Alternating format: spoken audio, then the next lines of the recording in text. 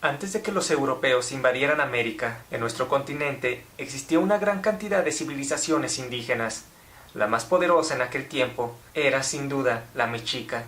Se podría decir que la primera potencia americana estaba en lo que hoy es México, y no en lo que hoy es Estados Unidos. Ahora, con la llegada de los europeos a nuestro continente, todos los territorios americanos pasan a ser colonias de reinos europeos. Entonces la pregunta es, ¿por qué habría de haber tanta diferencia de riqueza, sobre todo entre Latinoamérica y Estados Unidos, si todos comenzamos siendo colonias? La respuesta es saber de quién fuimos colonia.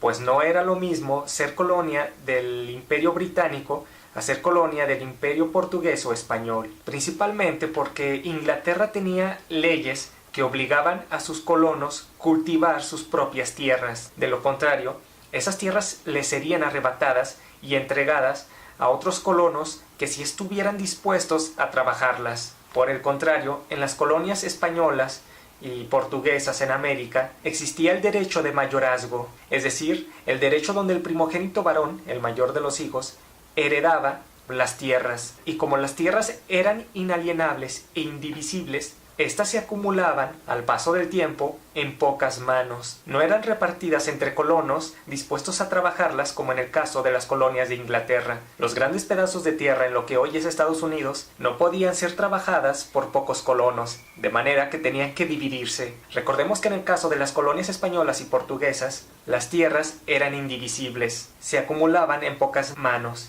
y también esas tierras eran inalienables. Es decir, no se podían traspasar las tierras a gente que sí estuviera dispuesta a trabajarlas. Gracias a la legislación de Inglaterra, las tierras de sus colonias eran más prósperas y productivas. Pero no solamente eso, los impuestos que las colonias de Inglaterra le tenían que pagar a la madre patria eran modestos y moderados. Los pueblos de las colonias de Inglaterra estaban entonces acostumbrados a no pagar tantos impuestos. Era gente más acostumbrada a la libertad. No por nada, cuando Inglaterra les aumentó sus impuestos, ocurrió la independencia de los Estados Unidos. Por el contrario, a las colonias españolas y portuguesas se les imponían grandes cargas contributarias. La más efectiva forma de que el gobierno eclesiástico le sacara dinero al pueblo era mediante el diezmo y las colectas, y a la gente pobre latinoamericana se les hacía creer que era un pecado mortal no dar el diezmo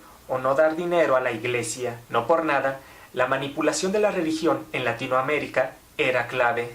Es de suma importancia subrayar que una gran diferencia religiosa entre Inglaterra y España era que en esta última existía la Inquisición española, y toda esa ideología autoritaria, todas esas ideas que eran retrógradas en Europa, todo ese despotismo de la Iglesia católica, vino a parar a Latinoamérica, mientras en el norte llegaron las ideas de la Reforma protestante, aquella que criticaba la corrupción y la tiranía de la Iglesia, aquella que se atrevía a levantar la voz y se oponía a la autoridad absoluta de la Iglesia católica y el Papa. En otras palabras, en el norte llegaron ideas rebeldes y críticas en contra de una autoridad corrupta e injusta como lo era la Iglesia católica, mientras en Latinoamérica llegaron las ideas de que el pueblo debe de ser sumiso y obediente ante la autoridad de la Iglesia. Entonces, si nos percatamos, casi nada de eso ha cambiado en la actualidad, pues así como en las colonias portuguesas y españolas las tierras estaban acumuladas en pocas manos,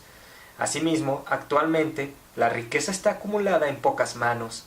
Y así como las colonias latinas eran saqueadas y explotadas, así Latinoamérica es un pueblo acostumbrado a ser saqueado y explotado desde entonces. Y así como Latinoamérica era un pueblo sumamente católico y obediente al autoritarismo de la Iglesia, actualmente Latinoamérica es un pueblo sumiso y obediente a sus gobiernos déspotas.